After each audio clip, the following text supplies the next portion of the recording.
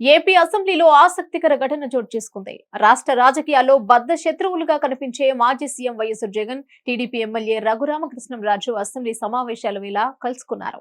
అసలే ఇవాళ గవర్నర్ ప్రసంగానికి నిరసనలు తెలిపేందుకు నల్ల కండువాలతో వచ్చిన జగన్ కు లాభిల్లో రఘురామ కనిపించారు. దీంతో వీరిద్దరి మధ్య ఆసక్తికర సన్నివేశాలు జరిగాయి.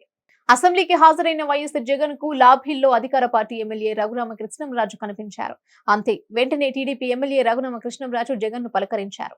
అంతేకాదు ఆయన వద్దకు వెళ్లి మరీ మాట్లాడారు. కొన్ని నిమిషాల పాటు వీరిద్దరి మధ్య మాట ముచ్చట జరిగింది. అయితే వీరిద్దరు ఏం మాట్లాడుకున్నారో అన్న కుతూహలం అందరిలో నెలకొంది.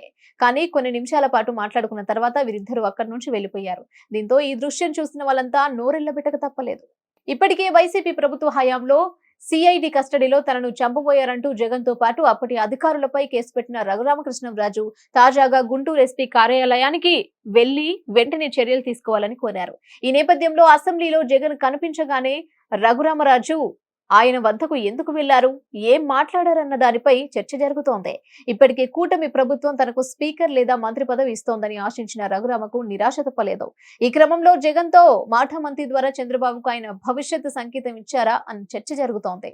హిట్ టీవీ యాప్ ని డౌన్లోడ్ చేసుకోండి. ఇందులో short news, live news, entertainment movies అన్ని అవైలబుల్ గా ఉన్నాయి. Please download Hit TV app. Hit TV app hit TV యాప్ని ఫ్రీగా డౌన్లోడ్ చేసుకోండి.